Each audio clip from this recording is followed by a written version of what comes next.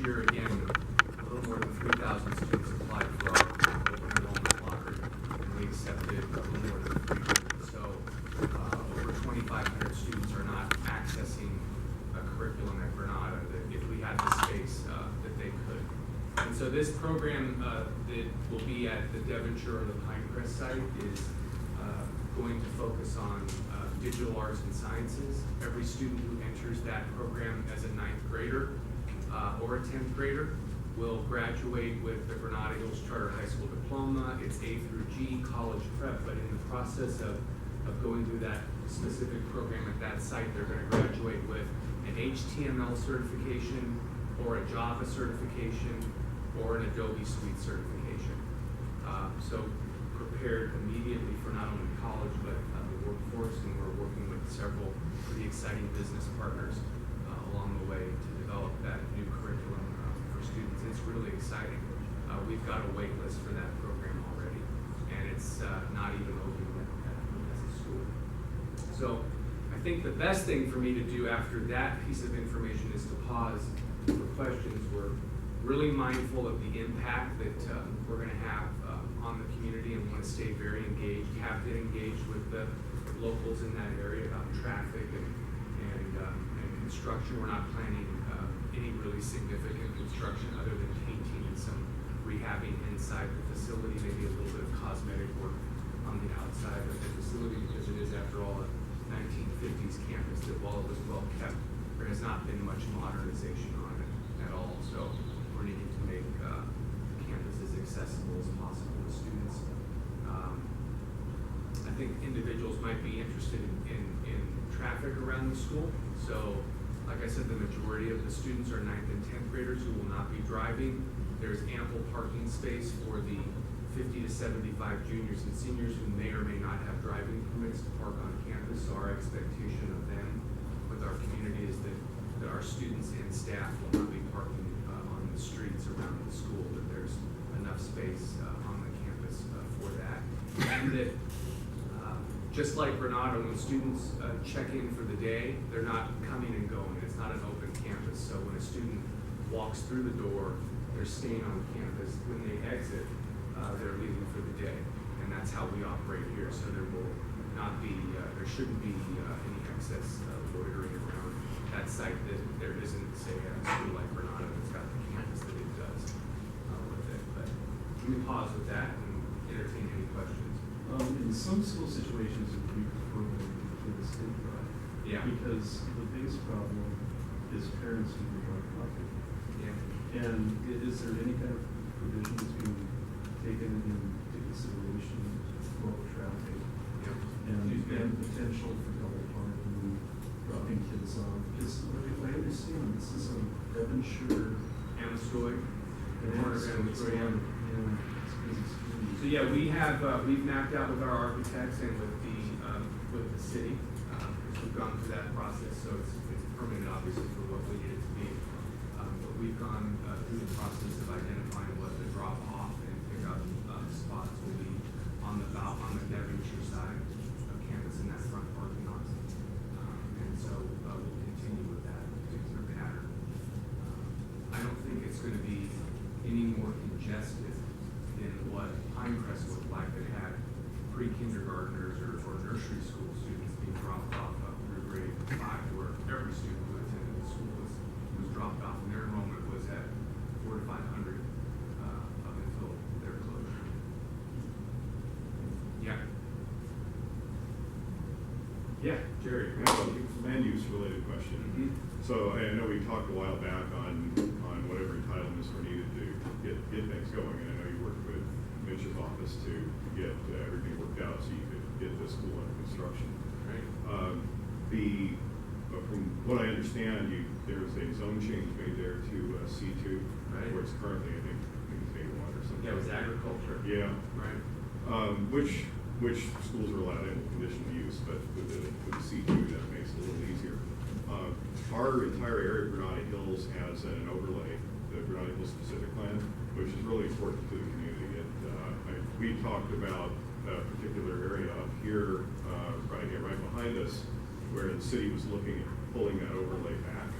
on an existing C2, and the concern with that is then businesses that are prohibited by the specific plan, up to and including adult entertainment uses, or maybe what you might call soft adult uses, or other things that don't sit well immediately next to residential. Yeah.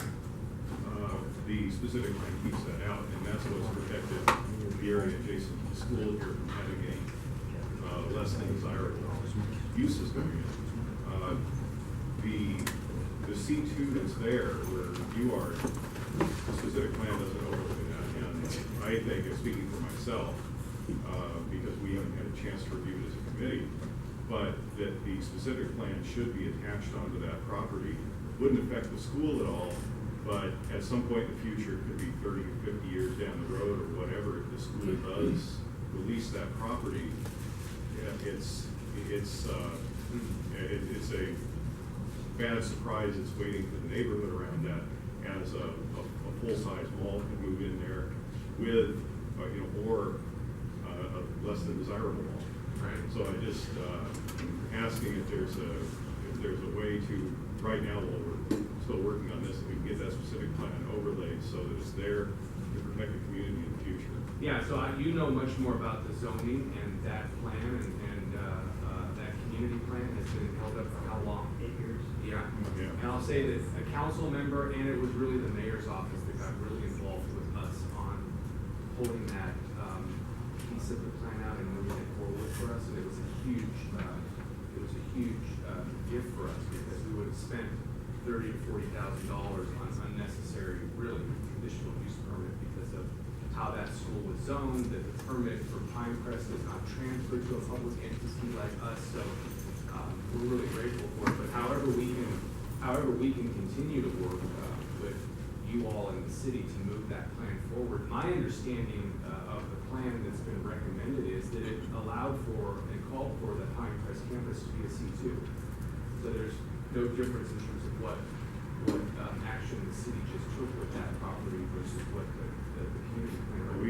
We've requested the community plan to include a provision to overlay the specific plan on the commercial. So since you pulled this out, it slipped by that process. So, what I'm specifically asking is, would the school support us in getting that rectified so that we don't have to deal with it a couple of years from now in the community? Yeah, we'd love to talk to you further. I mean, one of the provisions that we are looking at is state bond money to do, obviously, the needed modernization on that campus, and when that money is awarded to a public entity like ours and used on a public property that's held by us, in this case a school, it can only then be used in perpetuity as a school. So we may be, not that we're looking to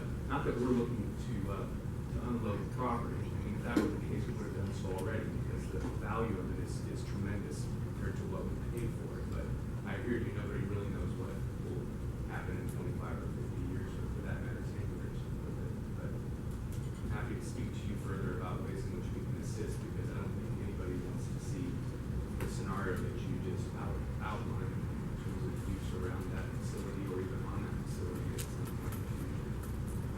Yeah, thank you.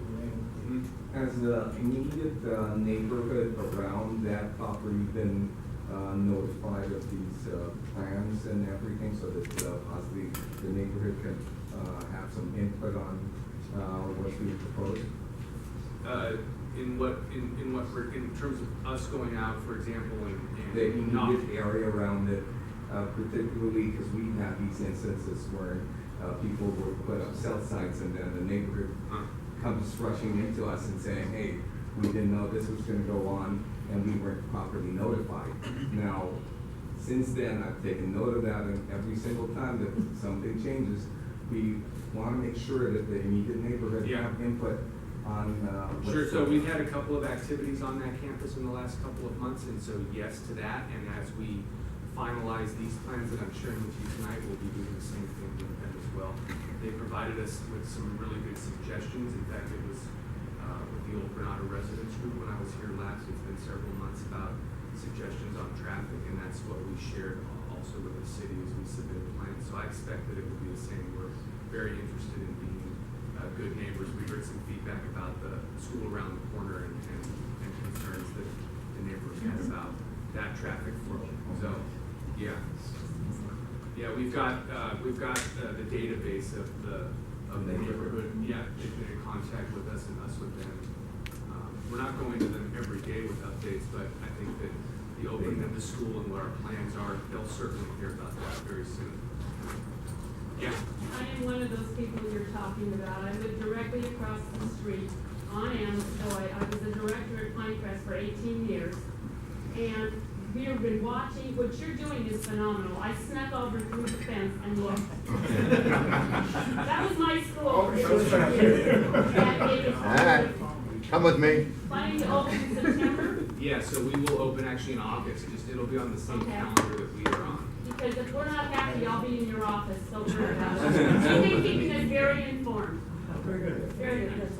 Glad to hear that. And if you come to these meetings, you find out everything you need to know. That's why there's a neighborhood council, right? Exactly.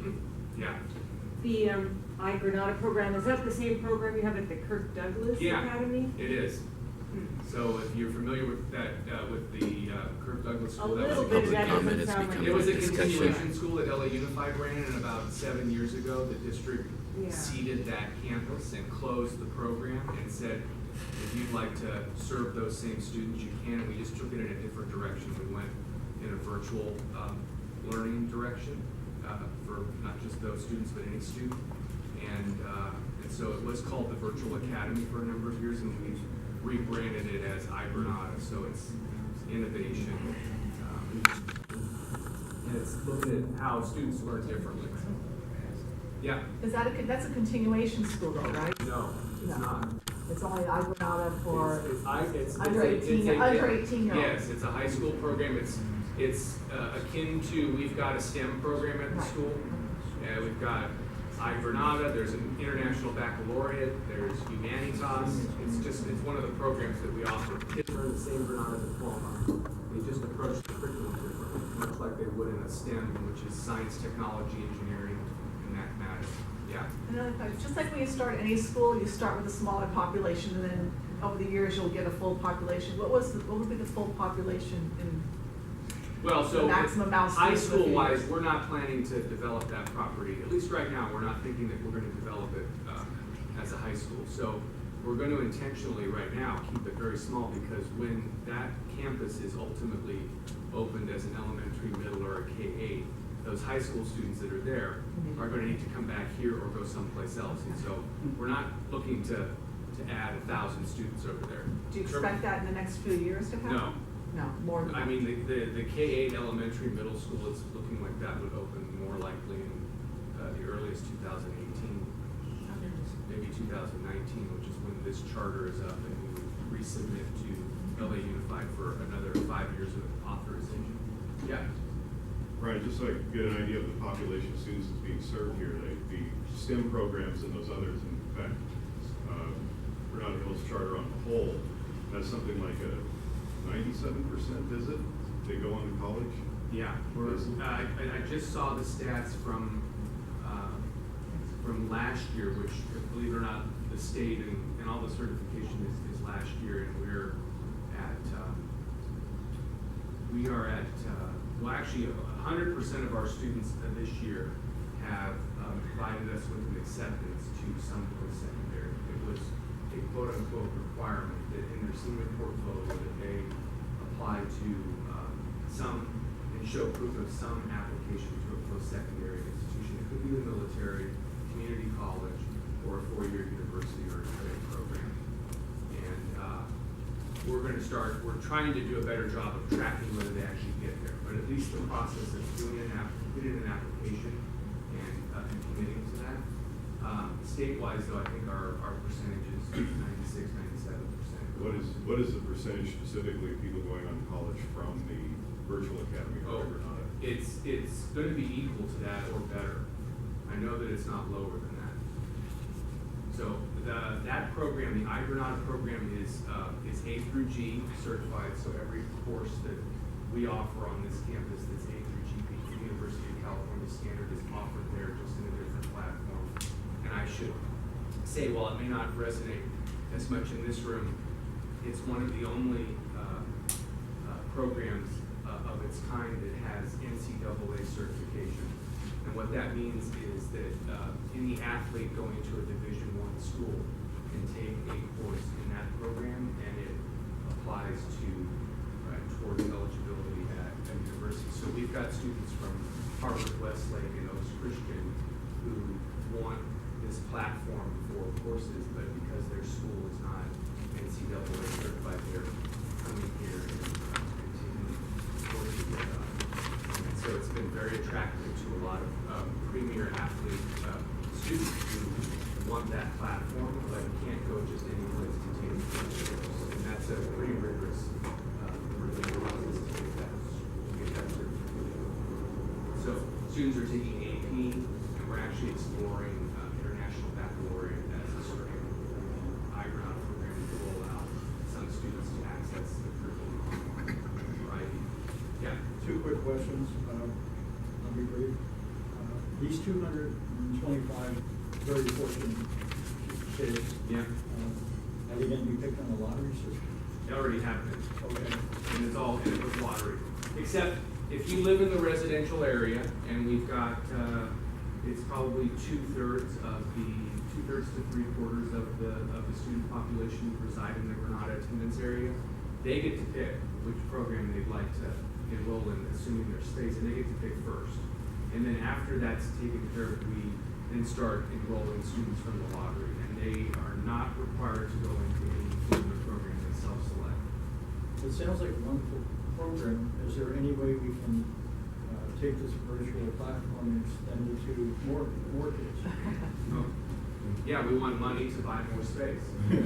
So, yeah, that's, yeah, because, property is king for a school like us, or for any school, for that matter. And there's clearly a demand for what it is that we're doing. But in candor too, we have been really strategic about our growth, and have been growing our population, our enrollment by 50 to 75 kids a year. And that's smart, as opposed to making big jumps.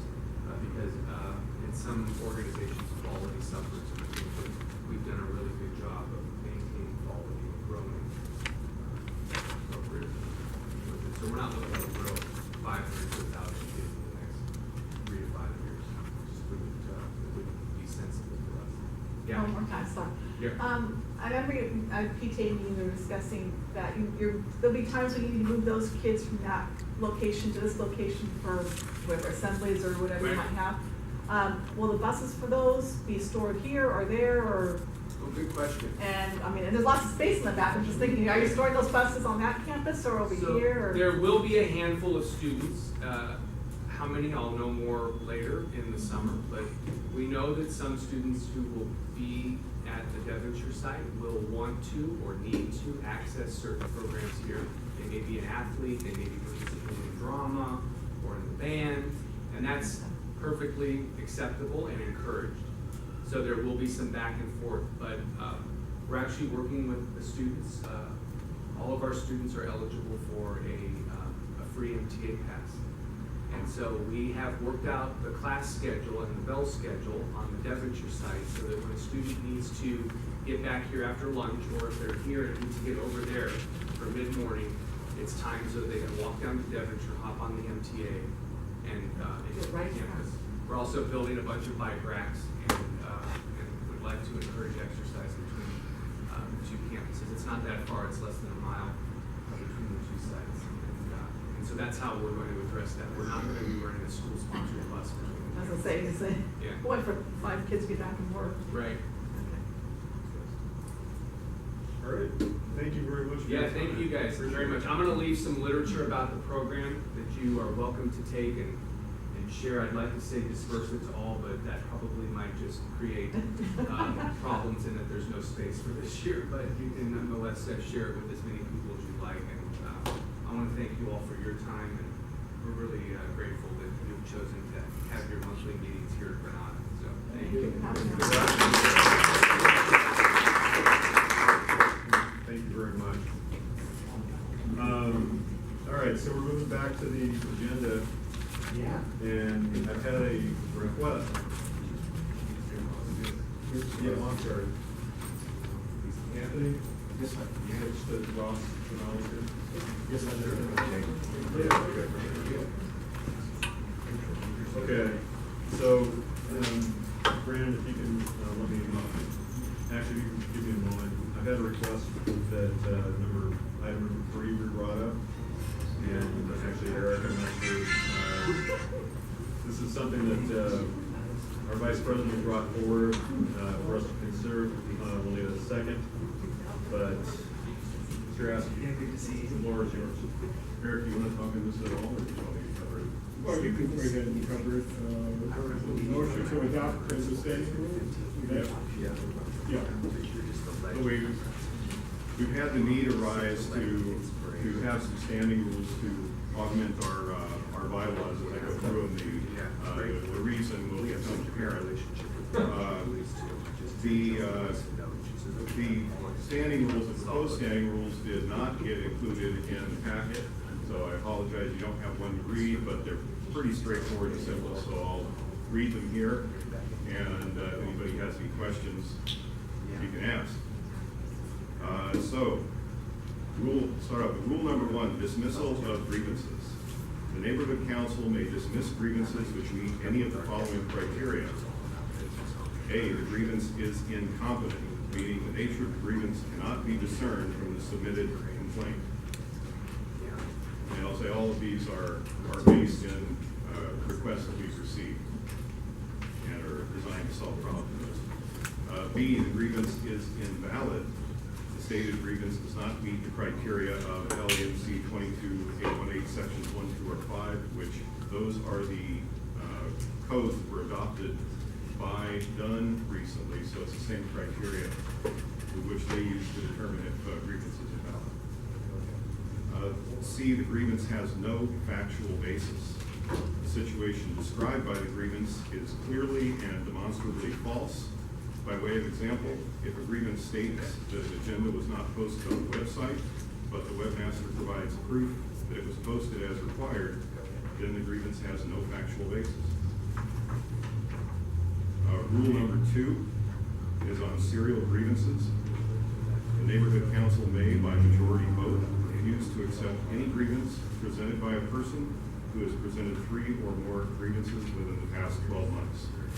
This is aligned with the new ordinance that was adopted by the city council in support of Dunn.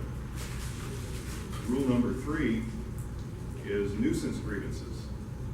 Nuisance grievances shall not be accepted into the neighborhood council's grievance process.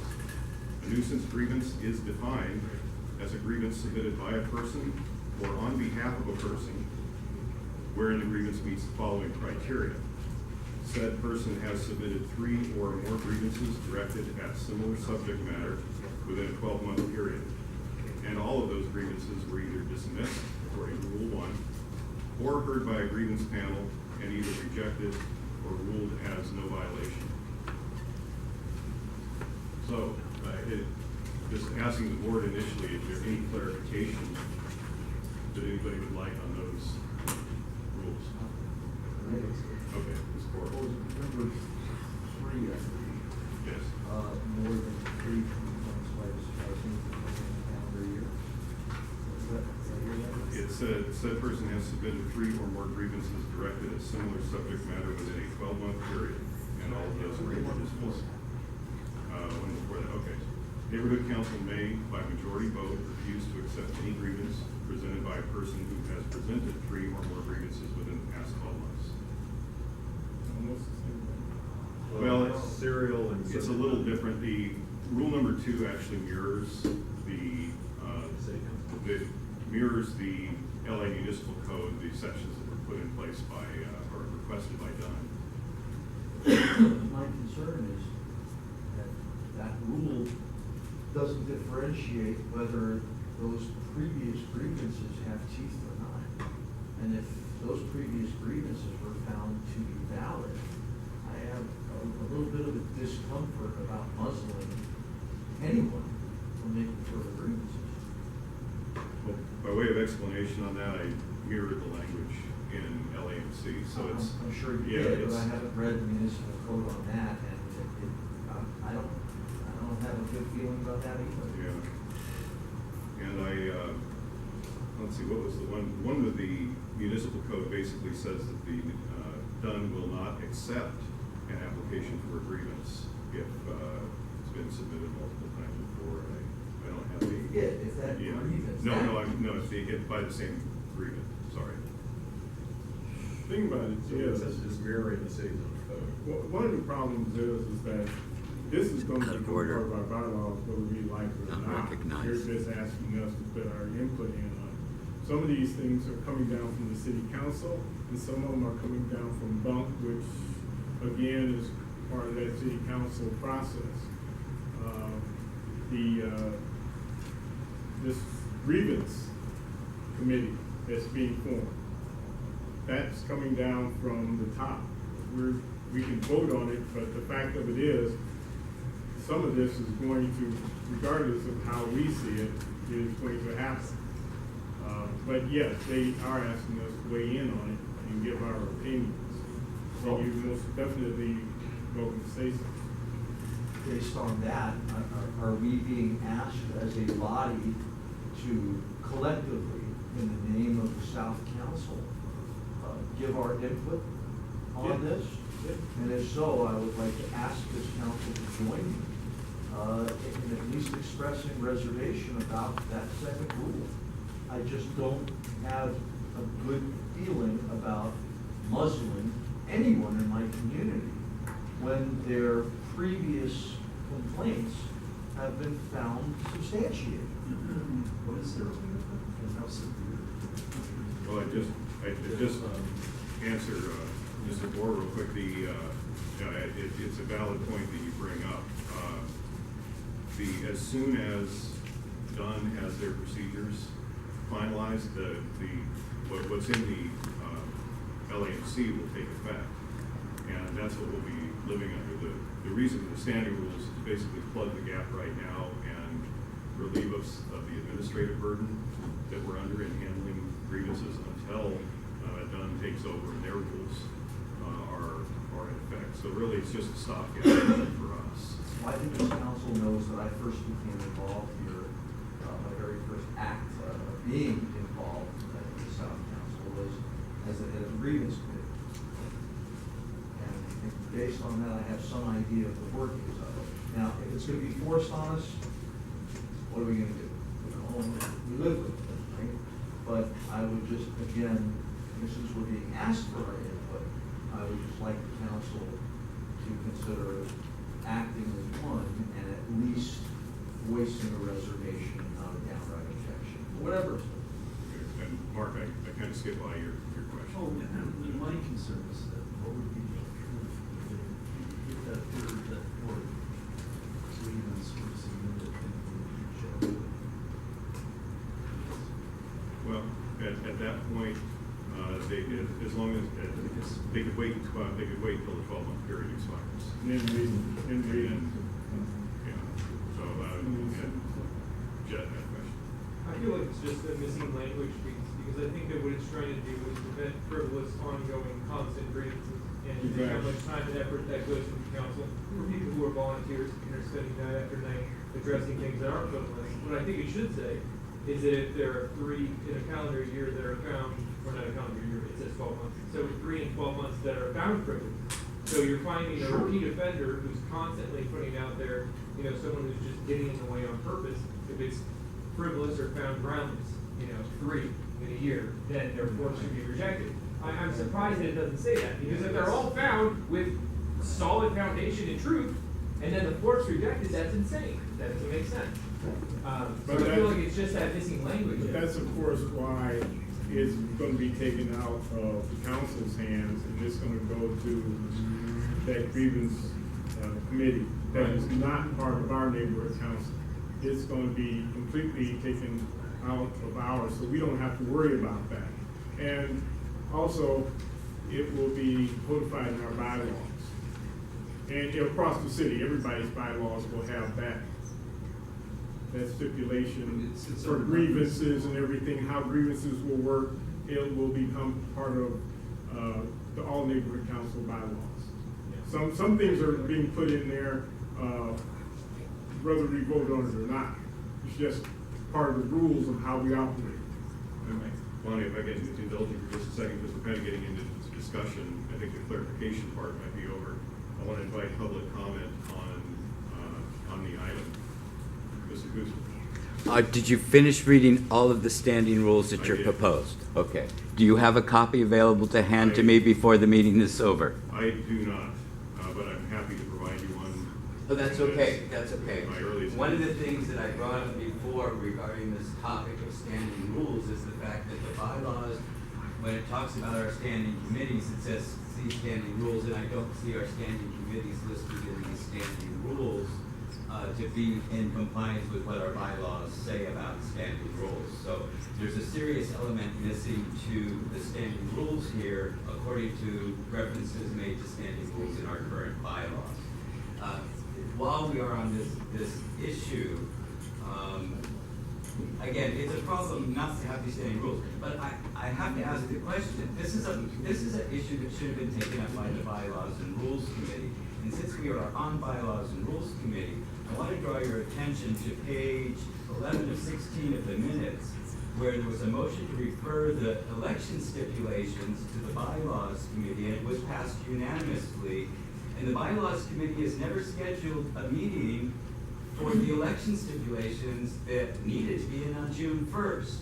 So, again, I think that the standing rules should require this board to refer it now right back to committee, have a joint board committee meeting, because I know there's a lot of board members that would like to make input to the standing rules, and as a joint effort, maybe something more complete can be come up with and matched into every place in our bylaws where it mentions standing rules. Plus, there are at least 3 standing rules that were passed by this board over the last 6 years and approved minutes, and they have not been included in your standing rules. Thank you. And I also want to apologise personally. The standing rules, I sent them to the printers. They were apparently not printed, but I will personally attest that we did send them. There was no intention not to have it yesterday. Thank you, Bonnie. I think that the point of it is to at least give the board the opportunity to not keep wasting time on issues that they might be valid even in some cases, but they're de minimis. Do we really have to spend 15 minutes discussing whether there's a typographical error in the minutes or something? You know, I mean, there's just so many times that we are interrupted with de minimis things. You know, Jeffrey knows this. You know, that it just sort of puts a halt to everything that's valid and says, but you could have done it better. Not that it was wrong, but it could have been better. Well, we're a volunteer board and we can't do everything for everyone all the time. And we need to be able to have some control over our proceedings here so that we are not bogged down in complaint after complaint after complaint of things that are just, there's no They're really harm not done. hurting the community. Yes, It's and not bringing there's any also the no damage. harm, no foul rule that, you know. A typographical error is not going to be the subject of a grievance. Well, but it's close But to the that. problem is that I think that it sows the seeds for us to abuse the rules even more if we are insulating ourselves from what otherwise would be valid grievances. Not that we would, but we could, according to this. Now, Well, I actually, there's something I forgot to mention that may help. Okay, sure. Through Robert's rules, we have the ability to suspend the rules at any point in time. So if something were to come up where we decided that we wanted to suspend the rules and not go by these, so in other words, we wanted to accept, we saw an exceptional situation where we needed to accept a grievance that otherwise would just be automatically rejected, we can do that. Okay, I understand that for the most part. I mean, how we can unilaterally just decide not to follow a rule, fine, I'll accept that. I won't follow. It's true, agreements Jeff. on that. But the motion is for adoption of the standing rules, right? What happens if we don't adopt those standing rules? Really one would better than Oh, two. yeah, so Well, this is just for us. If we do not adopt these rules, then Anthony, Brad, and I, and Brandon are gonna continue to spend, many hours out of our weeks responding to these. And, But not me. you may, Well, you can- you may be called into. You can step up to the plate. Yeah, Take off Anthony's position. let's see, Brad, Ross had his hand up and then Mike. So walk me through the machinery of this. So, first grievance, what do we do as a board? Before, are we all gonna look at this grievance and find it suspicious, correct? And then, or as a body, or is there a select committee that does this? How does it? Well, as it is right now, and until the done rules take place, when those rules take place, they will accept the grievance and they'll basically deal with it. We won't have anything to do with it. Well, whenever they get it ready. So, right now, when we receive a grievance, it's reviewed with the city attorney, and it's determined if it is valid, and if it's invalid, it's rejected.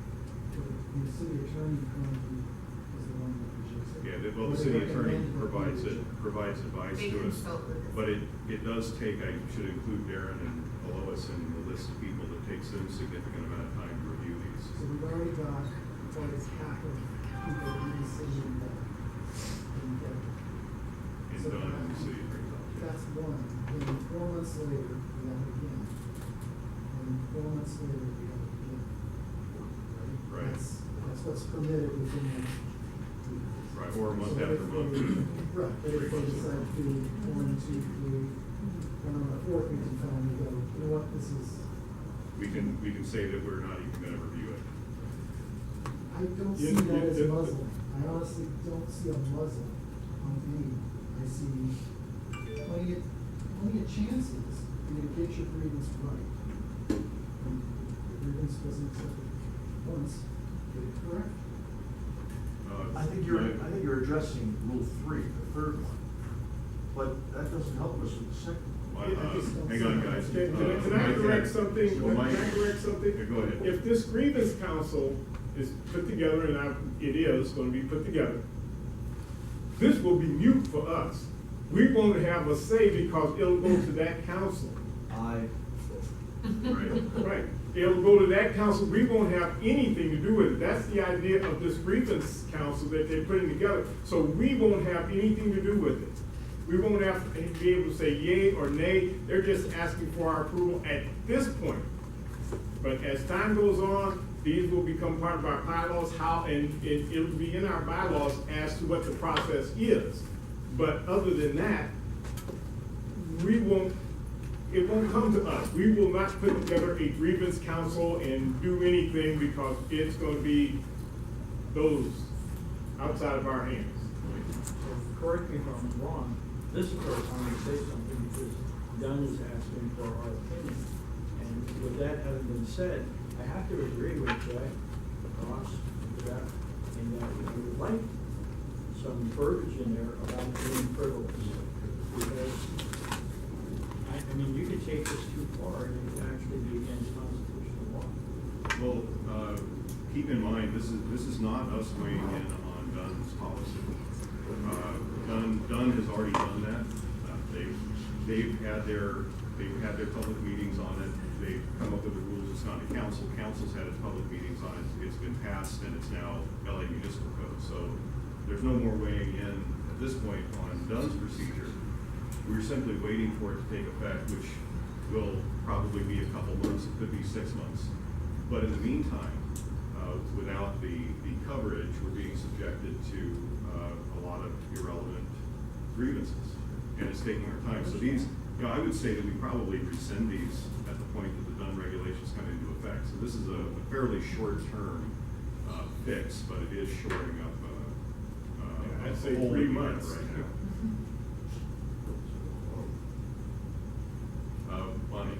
I mentioned before, the fact that somebody else has freedom of speech doesn't mean that we have to respond to everything they say. you know, nobody could vote, they could send us an email, I'm happy about this, I have agreements with that, you didn't do this, you could have done it better. You know, it doesn't mean that we should have to, as a board or any of you that spend all these hours on this, have to respond. This is to free us up and say, we don't have to respond, we don't have to justify what we've done, we don't have to give them the whole legal solution, we don't have to have the city attorney send us back a letter saying that we were right, they're wrong. We, you know, this is, you know, we need to be able to control our own procedures and eliminate the minimus complaints that just keep repeatedly surfacing. Renee? I don't believe what I'm hearing, unfortunately. I come from a third world country where democracy is freedom of speech. And one of the things, this is the beginning of that sliding slope of censure and possibly gagging somebody to voice out their opinion. I totally understand and I agree as to why we're trying to do this. But I think up to a certain extent, I think it's unconstitutional up to a certain extent because exactly that. Everybody's entitled to the right to speak and to be heard. Not necessarily responded to, but given the entitlement to do exactly that. Speak and complain if they wish to complain.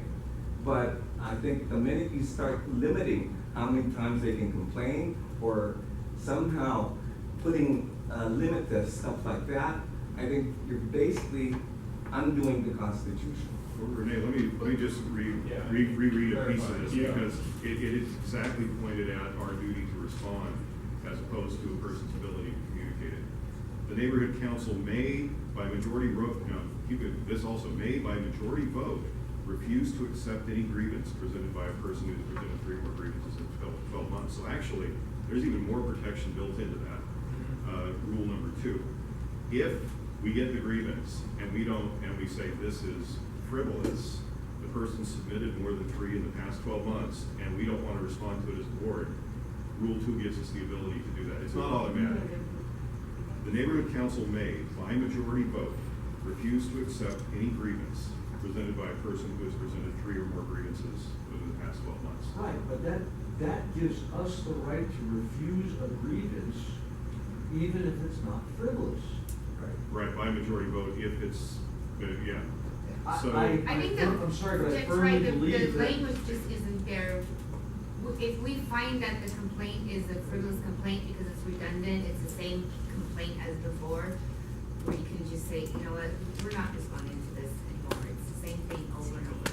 And if the verbiage contains something about quality, I would agree with you, but we here are neighborhood council. I do not agree with Bonnie. I believe it is our duty to respond to our constituents. Yeah. okay, Mark. How grieving does the grievance have to be? Are we allowed to grieve sins or sins? I don't know. Can I make a suggestion? Hang on a second, let Mark. Is there a complaint system for commas in colons or You have to vote. or is this the only process that a person has? I think us voting on that empowers us to make that designation. I think that, us being able to vote on whether or not it is valid on the third, agreement, it kind of gives us that power to decide whether or not it is that, frivolous, right? Absolute power corrupts absolute. Well, let me just introduce this into evidence very quickly. Your Honor. Please. Okay. October, November of 2013, February, May, and July of 2014. Complaints were made about alleged violations not posting the website. At the time, it wasn't required. And even up to and included a cease and desist letter written to the council in July of 2014. In September, October, November, and December of 2014, March, and twice in the month of April 2015, it was asserted that the agenda was not posted on the website, and in each and every case, the webmaster showed proof that it was. each of these cases took, you know, a few hours of time on all of our parts and the city attorney. And this is precisely what we're after. They were frivolous. They were frivolous, and they were repeat. I mean, these fall into the nuisance grievance category. And I agree with you, and those should be able to be summarily dismissed under that provision that you just wrote, or that you just read, because they were frivolous. But that provision does not state frivolity. And based on that, it is subject to abuse by us. Now, I will point out, it does say within the past 12 months, these are probably not going to be enforced for another 12 months. So It's on calendar for a vote, and it's a vote that's gonna be at most. So we just add the word advisory. frivolous? No, we can't. Can we amend? So Okay, hang on. Let's, Please, call the question. Move on. I agree. Okay, Eric, you called the question. Yes. So Please. let's process that. That takes a 2/3 vote to call the question to vote. All in favor of calling the question? Somebody count? 1, 2, 3, 4, 5, 6, 7, 8, 9, 10, 11, 12. Okay, all opposed to calling the question? We have one. Anybody abstaining? Renee and Mike. We have, Mr. Secretary, is that 2/3? Sorry about having to throw the 2/3 in there. Yeah, 12, it would have to be 2/3. Okay, then question's been called, we will move on to a vote on the adopting the standing rules again. Mike, correct me if I'm wrong, is it 2/3 vote to adopt the rules? Correct. Okay, 2/3 vote to adopt the rules, all in favor? 1, 2, 3, 4, 5, 6, 7, 8, 9, 10, 11, 11. All opposed? 1, 2, 3, 4, 5, And abstentions? 1. Motion fails. Okay, 11, 5, and 1 makes 16, right? No, 17. 17, that's correct. We have 17 people here. What's 11 divided by 17? Who's got a 17. calculator? What's 11 divided by 17? We have like 9 attorneys in the room. Yeah, really. You only know what a third of it, I think.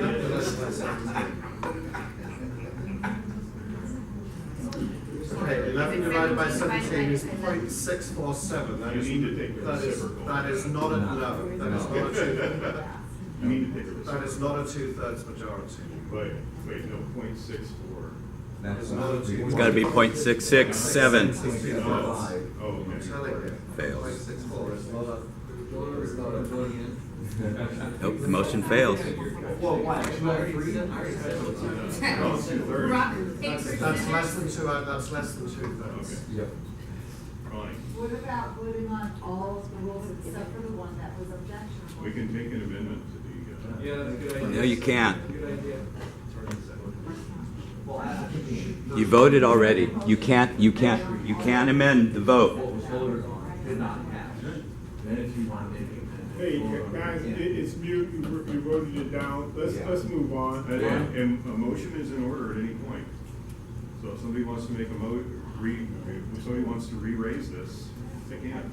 Okay, it failed, and. No, because if there was no vote that said, no, it just failed, it doesn't mean you can't have another motion. Yeah, right, that's true. It's not the same motion, so my motion is to adopt the rules that you read off, minus the one that, whatever that number was, objectionable, that was made.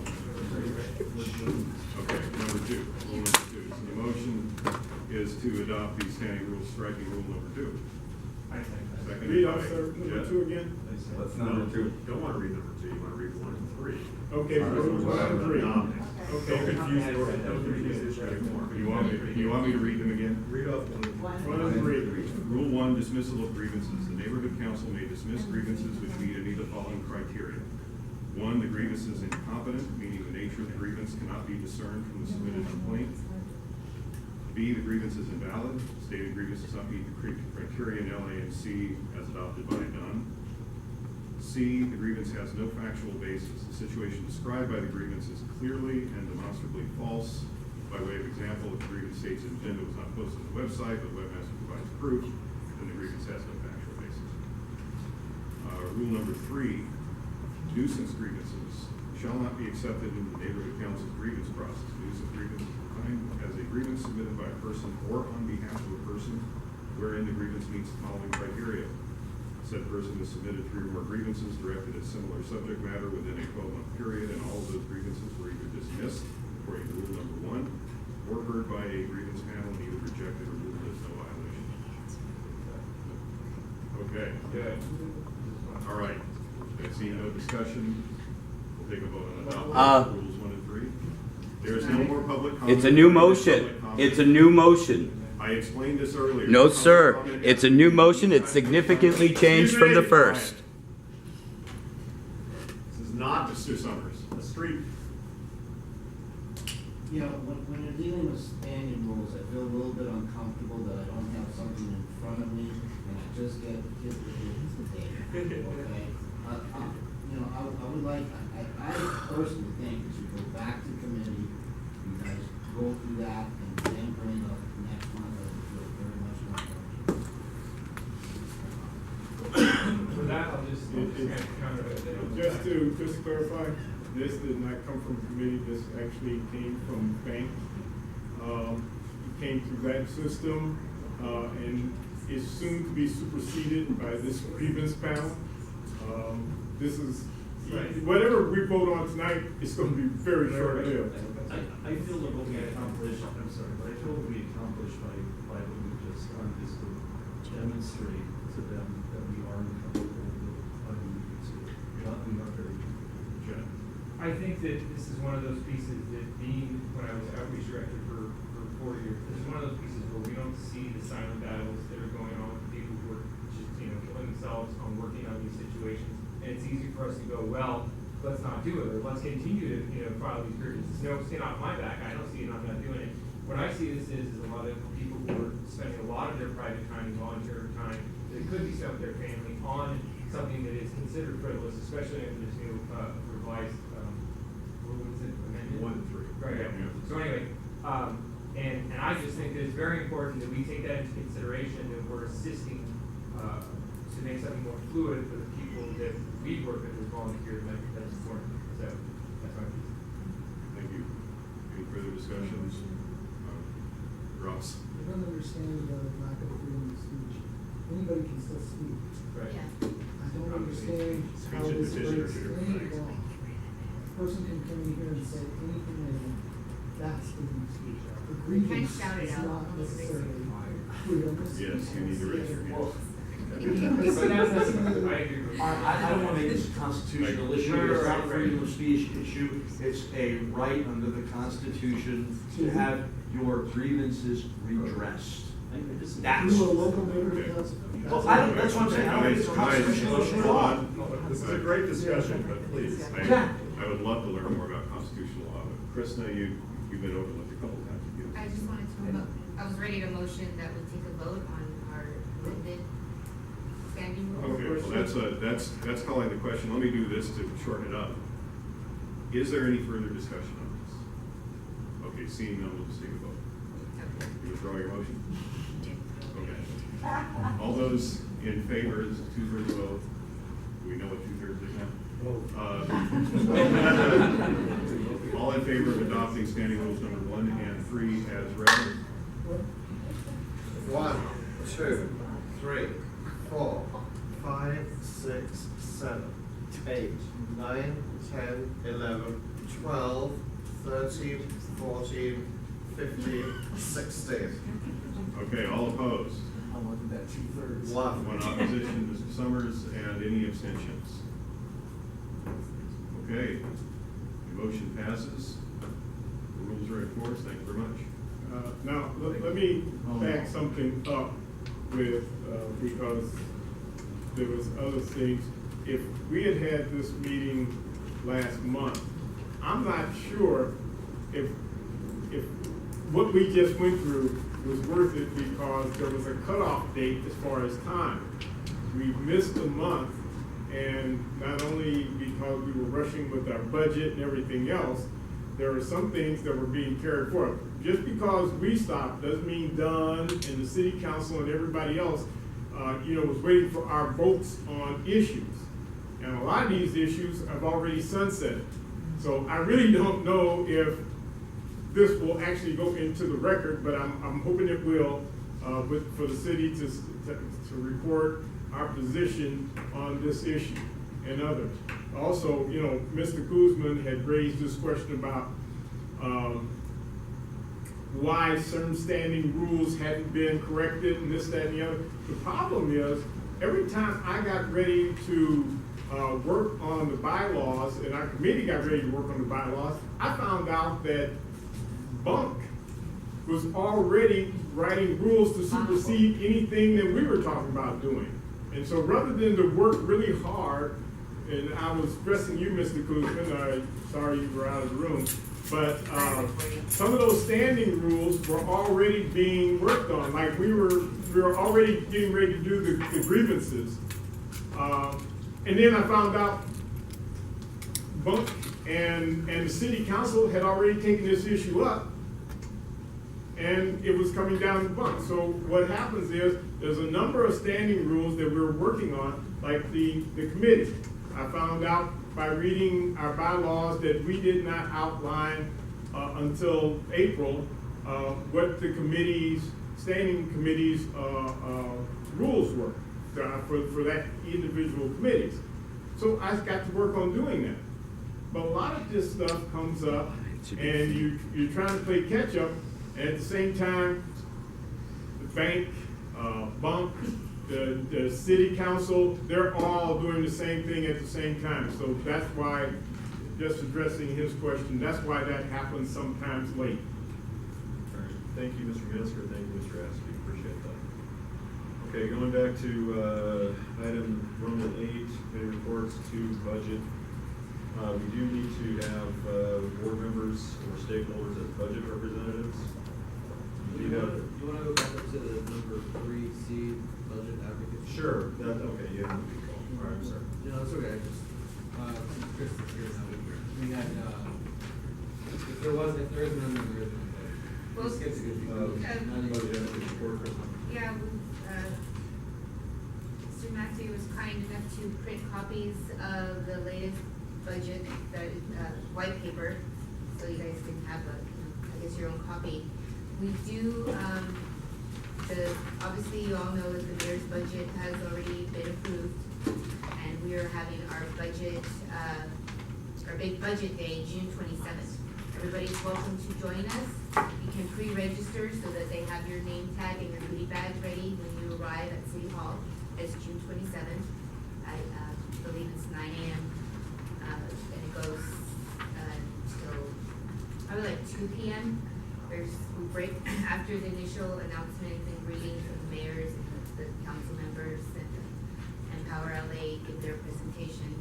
We break off into different committees where we will be re-elected, hopefully, as a budget advocate. We go through the process of nominating people or throwing our own name in the hat, and the people in our district who are budget reps vote on who they want their advocate to be. I would like to continue to be a budget rep.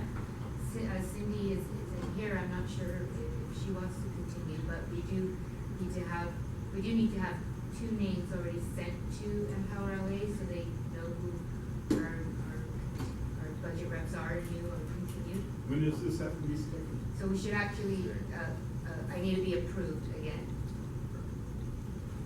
Well, we can And approve you, but, I you know, without guess, Cindy's yeah, we don't know presence. what somebody wants, and somebody else is welcome to ask to be a budget rep. Since we need 2 reps from each